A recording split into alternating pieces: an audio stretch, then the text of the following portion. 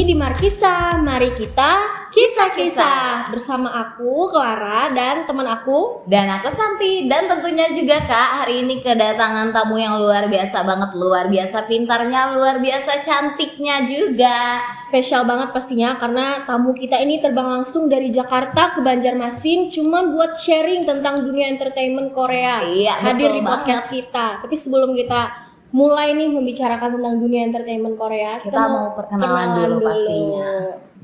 Hai, nama aku Vina. Aku salah satu staf SM Entertainment Indonesia, bidang promosi dan media. SM Entertainment. Kamu pasti pernah dengar kan SM Entertainment? Pastinya. Agensi terbesar gitu Yang ada di Betul Indonesia banget. dan nggak cuma di Indonesia dan di beberapa negara yang menjalin kerjasama dengan Korea juga. Betul. Nah, aku pengen tanya nih Kak, ngomong-ngomong soal SM Entertainment Indonesia, kenapa sih kayak Indonesia dan Korea itu tuh punya kayak tempat spesial aja gitu? Indonesia di hati orang Korea. Apalagi kan sekarang nih kalau kita lihat tuh artis-artis Korea tuh banyak mengisi iklan-iklan Iya, Indonesia. betul. Jadi Why memang sadar Indonesia gitu ya. gitu? Karena ya memang Indonesia itu merupakan salah satu target marketing SM Entertainment, dan juga Indonesia itu merupakan salah satu tempat terbesar untuk mempromosikan idol-idol mereka, khususnya ya seperti SM Entertainment ini tadi. Berarti nggak terlepas juga dong dari fans-fans di luar sana Iya, yang pastinya iya. selalu support dunia entertainment Korea. Betul sekali. Nah, berbicara soal itu tadi kan Kak, juga seberapa besar sih antusias fans yang ada di Indonesia ini terhadap dunia entertainment yang ada di Korea? Antusiasnya memang sangat besar ya, apalagi Korea itu terkenal dengan idol-idolnya yang memang multi talenta, visualnya memang sudah bisa dibilang bukan manusia gitu ya, kayak cloningan gitu ya. Jadi memang itu merupakan daya tarik dari K-pop idol untuk menarik hati fans yang ada di beberapa negara, khususnya Indonesia. Termasuk kita juga nih, aku Iya. kan suka banget tuh sama salah satu artis SM Entertainment, boy bandnya Suju. Kamu Iya, pasti tahu betul. kan? Dari Aku tahu, SM. aku juga fans banget sama SNSD Iya, loh. Benar banget. Karena emang SM Entertainment ini terkenal banget melahirkan artis-artis yang emang terkenal dan hebat Iya, pastinya berpotensi baik dari segi otak maupun bakat mereka kan Iya. juga. Ngomong-ngomong soal bakat nih Kak, pastikan SM Entertainment ini ngelatih artis-artisnya itu tuh bukan hanya di dunia musik aja gitu, Betul. sampai ke dunia acting. Karena aku tuh pernah ngeliat ada beberapa member kayak boy band gitu yang dari dunia musik mereka malah ikut drama Korea gitu. Itu gimana sih Kak? Apa emang boleh atau ada syarat khusus gitu? Sebenarnya emang boleh sih, karena waktu mereka training, mereka itu bukan hanya diajarkan bagaimana cara menari, bagaimana cara menyanyi, tapi juga diajarkan cara acting, terus personality mereka, terus cara kayak semua bakat itu memang harus dikuasai deh untuk menjadi K-pop idol gitu. Jadi untuk persyaratannya ya memang kalau mereka bisa acting, ya agensinya suruh-suruh aja gitu. Oke. Langsung stop. Nah, berbicara soal itu tadi kan Kak, gak semua tuh orang bisa masuk SM Entertainment ini Iya. kan juga. Ada orang pilihan gitu ya. Iya. Benar-benar. Nah, apa sih yang jadi syarat ketentuan untuk bisa bergabung di SM ini? Kalau syarat ketentuannya yang nomor satu sih kalau untuk SM ya visual lah ya. Visual, terus yang kedua bakat, terus yang ketiga memang menguasai bahasa Korea. Kalau nggak bisa menguasai bahasa Korea itu bisa menguasai bahasa Inggris lah paling tidaknya. Itu aja sih, karena di training nanti mereka dari yang nggak bisa nyanyi, nggak bisa nari, mereka diajarkan sampai bisa. Itu sih. Tapi kalau SM ini memang terkenal ya sama visual idol mereka. Jadi staffnya itu memilih berdasarkan penampilan yang nomor satu, visual dari segi fisik lah ya. Itu sih. Oke Kak, Setahu aku. ngomongin soal idol SM Entertainment. Kita tuh kan kenal ada yang namanya Suju, SNSD, terus yang sekarang lagi rame itu adalah NCT Ya, dengan betul. membernya yang super banyak banget tuh Kak. Itu gimana sih Kak? Apa nggak pusing apa sih ngerekrut member sebanyak itu? Setahu aku kalau NCT ini ada beberapa tahap gitu ya. Misalnya didebutkannya dulu NCT Dream, NCT 127, NCT unit, dan yang terakhir ini WiFi. Jadi mereka itu 4 unit itu tergabung menjadi satu, ya 23 member. Nah jadi menurut aku sih kalau bagi kalian yang memang orang pemula pasti pusing sih ngelihatnya, Bener banyak banget Aku aja sedih bingung Iya. tuh ya. Gimana sih mereka itu Bener. Karena ngelolanya. ganteng-ganteng semua gitu kan. Jadi dan pasti kalian mikir oh mukanya ini sama semua. Benar, benar. Padahal beda-beda. Mereka dari berbagai negara, ada yang dari Oh. Jepang, dari Cina, dari Thailand, dari Amerika, dari Kanada, itu semuanya. jadi Nggak- bukan 100%. Iya, bukan 100% orang Korea. Memang dari berbagai negara gitu. Jadi apakah ada kemungkinan nih kalau orang Indonesia mau join SM Entertainment? Iya. Pastinya ada lah ya, tapi aku nggak tahu kalau sekarang ada apa enggaknya trainee asal Indonesia yang lagi trainee di SM Korea di sana. Ya aku nggak tahu, tapi SM ini pernah membuka audisi di Indonesia itu kalau nggak salah di 4 kota besar, Jakarta, Semarang, Yogyakarta, sama satunya Bandung kalau nggak salah. Nah sampai sekarang itu belum ada info mengenai apakah ada itu trainee asal Indonesia yang ada di SM Korea sana. Belum ada informasi sih setahu aku. Jadi bisa-bisa aja. Nah, seperti yang kita ketahui kan tadi dengan banyaknya anggota NCT, jadi aku itu pernah datang ke salah satu coffee shop Korea Di Banjarmasin? Iya, di Banjarmasin. Yang kopi Cuseo itu loh. Oh iya aku Nah, tahu. jadi kemarin tuh mereka itu kayak ngadain event kayak gitu kan Kak. Nah, di situ ada banyak banget fans-fansnya NCT kali aja kan ya. Betul. Mereka itu punya potensi yang bisa memungkinkan untuk ikut join di SM ini kayak gitu. Ya memang ada sih potensi mereka. Apalagi kalau mereka berbakat, visualnya bagus gitu, pasti ada kemungkinan. Tapi kan Kak, kalau ngomong-ngomong kita mau masuk SM Entertainment, pasti berbahasa Korea itu tuh nggak menjamin semuanya juga kan? Yang pasti kan Iya. harus dari segi apanya gitu. Emang nggak menjamin sih kalau untuk bahasa Korea, yang kayak seperti aku bilang tadi, SM itu paling utama mengandalkan visual. Nah, kalau untuk bahasa itu mungkin bagaimana cara mereka saling ngomong ya, berkomunikasi sama para trainee yang ada di situ. Kan kalau trainee nggak cuma satu orang aja, pasti banyak kan dari berbagai negara. Jadi Benar. kalau mereka ada yang pakai bahasa Jepang, ada yang pakai bahasa Cina, jadi kan itu susah. Jadi diharuskan pakai bahasa Korea dulu. Kalau nggak Bahasa salah, Inggris. ya kalau nggak salah mereka harus belajar bahasa Korea itu selama 6 bulan sampai 1 tahun sebelum mereka menjadi trainee. Jadi emang persiapannya itu benar-benar harus matang Iya, banget ya iya, Kak, kalau menjadi betul sekali. artis di Korea.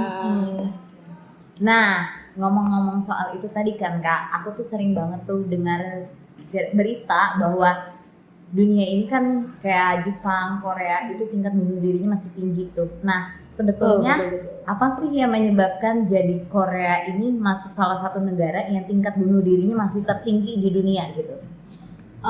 Kalau menurut aku sih karena di sana itu memang budayanya, pernah dengar pali-pali nggak? Nah pali-pali itu artinya cepat-cepat, jadi di sana itu serba cepat. Jadi kan gara-gara persaingan yang kuat itu mereka apa-apa dikit-dikit cepat-cepat melakukan sesuatu itu tuh harus cepat-cepat. Jadi memang dari persaingan dunia hiburan, persaingan ekonomi, persaingan pendidikan itu memang sangat kuat dan ketat sekali sih di Korea. Nah ngomong-ngomong soal bunuh diri ini, aku ada baca berita nih Kak, 16 artis Korea yang meninggal bunuh diri, bukti sisi gelap dunia entertainment. Apa nih ada salah satu artis dari agensi SM Entertainment atau gimana nih? Ada sih, kemarin beberapa tahun yang lalu ada Jung Hyun Shiny sama Sally FX. Mereka bunuh diri karena depresi. Ya seperti yang kita tahu ya, kalau mereka berdua itu berasal dari boy group dan girl group yang sudah generasi lama ya. Nah dan sekarang kan generasinya semakin banyak tuh menjamur, boy group dan girl group yang baru. Jadi memang mungkin depresi karena persaingan atau komentar-komentar negatif dari fans. Oke, Jadi karena bully juga Ya, gitu. bullying juga itu betul betul. Tapi satu sih Kak yang aku salut dari dunia entertainment Korea ini, mereka itu sangat konsisten gitu menjaga prestasi mereka. Beda gitu sama di Indonesia, Indonesia. kan ya? Kalau di Indonesia Ya sih, tuh betul. malah justru ya, yang orang yang suka bersensasi itu mendapat panggung di Indonesia. Betul. Beda banget sama yang di Korea gitu. Yang cari sensasi malah kalah dengan yang berprestasi. Iya, kalau di benar ya Indonesia. sih, ya betul. ngomongin artis Korea, mereka itu kan orang yang hebat dan terkenal. Orang hebat itu kan terbentuk dari perjuangan dan tantangan yang besar. Kita pengen tahu nih latar belakang mereka itu dibentuknya kayak gimana sih? Apakah dibentuk dari peraturan yang ketat atau gimana sih Kak? Kan Kakak kerja di agensi SM Entertainment. Gimana? Peraturan ketat itu memang pasti ada lah ya. Khususnya untuk SM ini kan memang termasuk agensi besar. Jadi apa-apa itu memang sangat ketat. Nah, jadi para trainee itu mereka trainee selama ada yang 7 tahun, ada yang 10 tahun, bahkan ada yang gak debut sama sekali. Nah, jadi itu membuat mungkin mental mereka ya memang fokus. Kalau mereka memang mau jadi idol ya fokus untuk jadi idol gitu, nggak yang cari panggung dengan cara lain. Itu sih menurut aku kalau di dunia K-pop, di dunia Korea. Training selama itu tuh untuk membentuk Iya. jati diri mereka kayak Betul. gitu ya Kak Tuja? Jadi mereka juga bukan diajarkan tentang bakat aja, tapi tentang personality mereka, sopan Oke. santun mereka sama orang. Dan juga SM ini terkenal dengan artis-artis mereka yang memiliki sopan santun yang sangat baik. Attitude Ya, number attitude-nya, one. betul. Itu terkenal banget sih kalau SM. Oke. Nah, selanjutnya nih Kak, sekarang ini kan kita hidup di zaman yang serba canggih gitu, dengan adanya era Sosial global. media. Betul sekali, dengan era globalisasi ini teknologi itu semakin hari semakin berkembang dengan cepat gitu. Nah, dengan adanya perkembangan zaman yang semakin hari semakin cepat, apakah kira-kira tingkat bunuh diri di Korea Selatan ini tetap tinggi atau ada penurunan kayak gitu? Dan juga bagaimana cara mengantisipasi permasalahan itu menurut pandangan SM sendiri gitu? Khususnya dari agensi Iya. Sendiri ya tadi? Iya. Iya. Kalau menurut aku sih untuk penurunan tingkat bunuh diri, apalagi di entertainment mereka sih nggak ada sih, kayak semakin naik gitu ya. Oh, Kayak kemarin kan, bukannya ya, turun ya, Kak? ya kayak kemarin kan Jonghyun sama Sally itu kayak baru-baru aja sih artis SM yang bunuh diri karena depresi, karena persaingan. Nah jadi itu sih. Karena emang itu tadi kan globalisasi, sosial media, jadi fans-fans itu tuh jauh lebih bebas, nggak ada batas. Ya, gitu. dan mereka itu ya artis atau idol tadi kenapa menjadi depresi karena tingkat bullying, Benar. komentar-komentar negatif dari fans. Nah, itu juga bikin mereka jadi kepikiran. Aku tuh sampai pernah baca gitu Kak, mulut netizen di Korea itu tuh jauh lebih pedas dari pedas mulut sekali. netizen di Jadi Indonesia. mereka di sana itu ya kalau baik banget, tapi kalau jahat banget. Itu sih. Parah sih, Parah. tapi itu tadi sih aku suka karena mereka konsisten untuk Betul menunjukkan sekali. prestasi. Dan juga di Korea itu nggak kayak kita di sini, misalkan kayak kalian suka Suju, Santi suka SNSD, jadi bisa suka artis lain dari agensi lain, misalnya suka BTS atau apapun. Nah kalau di Korea itu fansnya misalkan menyukai NCT dan mereka fandom mereka itu NCTzen, mereka cuman NCTzen aja. Jadi mereka itu anti sama fandom lain ya. Wow. Memang enggak. Jadi emang setia gitu ya. Memang setia. Dan ternyata emang dunia entertainment di Korea itu keras banget. Iya, ya, kerasnya. ternyata. Itu sebabnya kalau memang yang kayak BTS kan sukses, kayak EXO sukses, kayak NCT Blackpink. sukses. Ya mereka Iya. sukses karena fansnya banyak. Oke. Kayak memang bakat mereka itu. Tapi di balik kerasnya dunia entertainment itu justru ngebentuk idol-idol ini tuh Iya. jadi hebat dan Betul terkenal. sekali. Betul. Bahkan tidak hanya di Korea, tetapi di seluruh penjuru Benar. dunia mengenal Korea Apalagi di Indonesia Betul. nih. Apalagi di Indonesia kan memang target pasar yang paling luas ya. Kak, aku Bisa pengen tanya dipungkiri. nih, kenapa sih orang Korea tuh banyak jomblo gitu? Padahal kan ganteng-ganteng, Idolnya ya, cantik-cantik, maksudnya. benar-benar Betul banget. Menurut aku sih karena pada saat mereka debut itu mereka punya kontrak, dan SM ini terkenal dengan kontrak budak. Nah, jadi artisnya itu 7 sampai 13 tahun tidak bisa promosi individual. Jadi harus dengan grupnya tersebut. Harus memang dengan grupnya, kecuali mereka ada drama atau ada iklan, model, nah kayak gitu. Jadi itu tuh sibuk banget ya bagi mereka. Jadi emang fokus karir Memang fokus aja, karir emang aja sih. pekerjaan mereka tuh mengikat Iya. seluruh aspek kehidupan Ya, mereka. tapi kalau di SM itu nggak diperbolehkan untuk dating selama 2 atau 3 tahun setelah debut.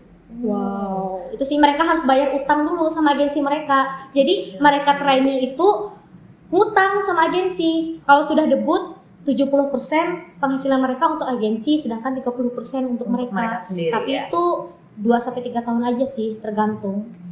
Berarti itu juga tuh yang menyebabkan tuh ya orang-orang Korea khususnya yang berada di dunia entertainment itu jadi ibaratnya itu sudah tua tapi belum menikah. Betul, gitu. betul. Ibarat kata tuh umurnya tuh padahal udah pas gitu. Iya. Bahkan banyak tuh ya aku sering baca-baca udah umur 30-an kayak gitu belum juga menikah, sedangkan di Indonesia sendiri kan kita Benar. tahu Iya, umur tapi justru- belasan tahun iya, aja benar. udah nikah gitu. Tapi justru di usia mereka yang 30 tahun itu justru disitulah puncak Ya, kejayaan mereka. puncak kejayaan memang di umur 30-an kalau di Korea Selatan. Jadi menikah itu bukan gimana ya, bukan target sepenuh Iya, target utama mereka. bukan. Benar. Ya, mereka harus fokus sama karir. Ya, Jadi betul. karir gitu ya. Tapi nggak tahu sih kalau di belakang layar mereka ada dating atau apa, kan kita nggak tahu Iya, ya. makanya tuh sering kan ya juga ada berita-berita bahwa sering tuh artis-artis Korea katanya diam-diam pacaran terus ketangkap dating, kamera. benar. Iya, Betul, itu banyak dispatch banget tuh. namanya, dispatch. Nah, kalau kayak Segi gitu Selambe Turah Indonesia. Iya, benar. Iya, Kalau kayak betul. gitu tuh ketangkap dating diam-diam gitu tuh apakah ada gimana tanggapan agensi gitu, Kak?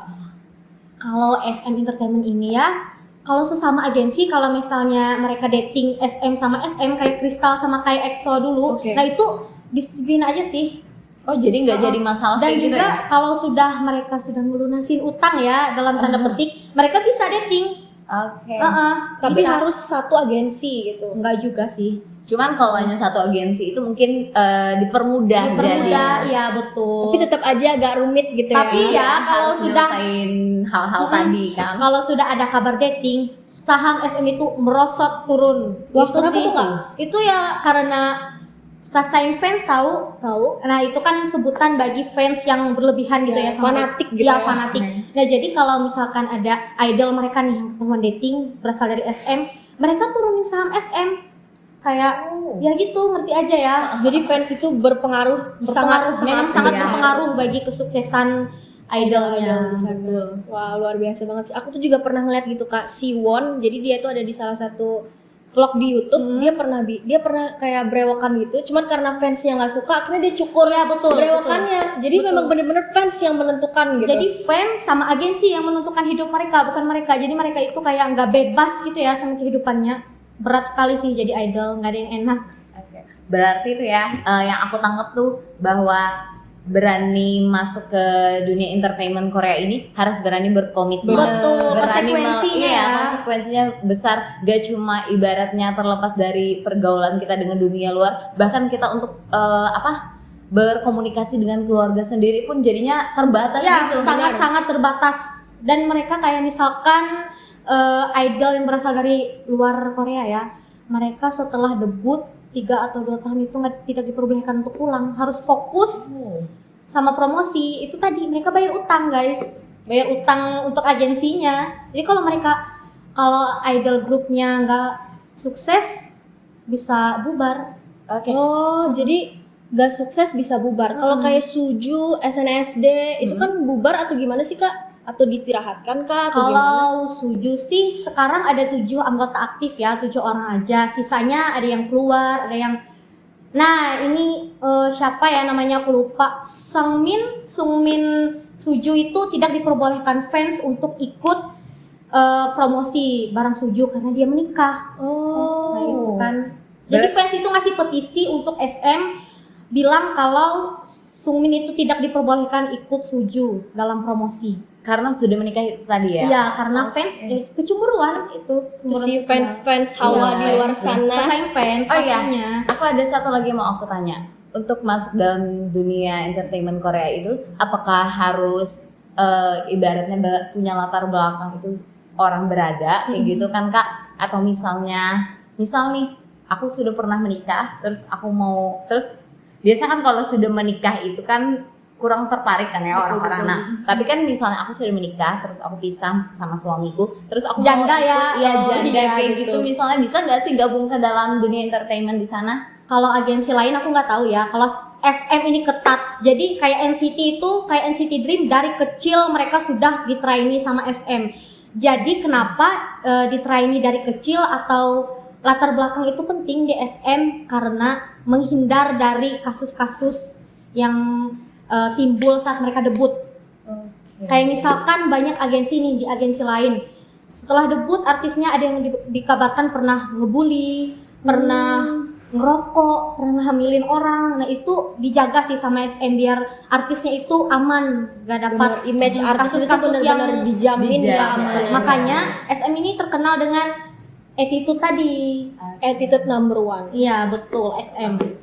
Nah, Mantap. sebelum kita tutup nih podcast kita, aku pengen minta nih dari kakak, kan dunia Korea itu tuh berdampak sangat besar untuk Indonesia. Ada dampak negatif, ada dampak positif.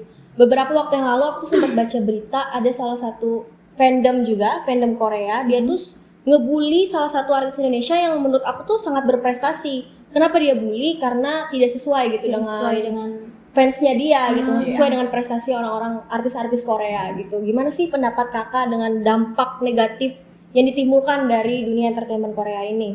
Kalau menurut aku sih ikutin sisi positifnya aja ya, bagaimana mereka mewujudkan mimpi mereka, bagaimana perjuangan mereka, bagaimana mereka bisa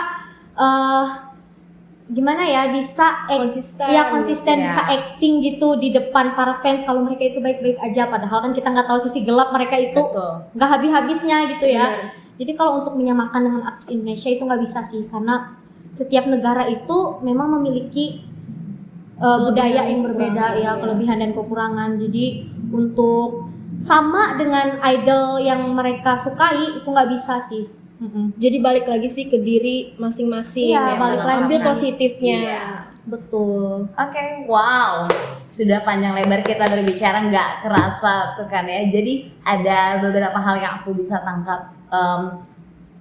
Kalau kita fans sama idol dimanapun itu, nggak cuma dari dunia entertainment di Korea. Dimanapun itu kan bisa memberi pengaruh. Nah, ambil aja sisi positif dari sana yang bisa memotivasi kita untuk Benar. lebih maju, terutama untuk Indonesia. Kita kan tahu bahwa Indonesia ini sudah dikatakan sebagai negara maju, namun nyatanya majunya itu aku sendiri Bingung bingung ya, gitu. sama, Majunya majunya itu itu di dari mana? mana kayak gitu. Nah, Khususnya jadi dunia hiburan nih. betul. Jadi khususnya untuk kan fans Korea ini rata-rata anak muda gitu. Nah, Betul. jadi untuk anak-anak muda yang jadi harapan aku tuh ya, setelah tahu hal-hal kayak gini, hal-hal kayak gitu kita ambil yang positifnya Positifnya aja. aja. Setelah itu jadikan itu untuk motivasi kita untuk lebih membangun negara kita supaya mampu bersaing dalam bidang karena entertainment kita itu. ini sama-sama Bersaing. manusia gitu ya, idol Bersaing juga secara manusia. sehat. Betul Iya, sekali. betul. Mereka punya kehidupan mereka juga, mereka fokus untuk diri mereka sendiri. Jadi ngapain kita fokus untuk mereka? Kita Benar. fokus juga untuk negara kita, untuk diri kita sendiri itu. Iya. Dan satu lagi, Korea ini bisa menjadi, dunia entertainment Korea ini bisa menjadi inspirasi buat Inspirasi anak-anak aja. muda di luar Betul. sana. Karena mereka benar-benar berjuang dalam prestasi mereka Iya. gitu. Jadi bukan hanya sensasi aja, Iya, tapi betul. prestasi nomor satu. Betul. Attitude nomor satu. SM Entertainment. Benar. Oke, terima kasih Kak Vina sudah Iya, menyampaikan sama-sama. informasi yang banyak banget buat kita. Benar. Semoga itu bisa jadi pembelajaran bukan cuma untuk kita berdua, tapi untuk semua Seluruh. teman-teman di sana yang Khususnya nonton anak-anak podcast kita. milenial di luar Betul sana. sekali. Oke, sampai di sini acara podcast Markisa kita hari ini. Saya Santi pamit undur diri. Saya Clara Sinta. Saya Vina. Sampai jumpa di podcast selanjutnya. Dah.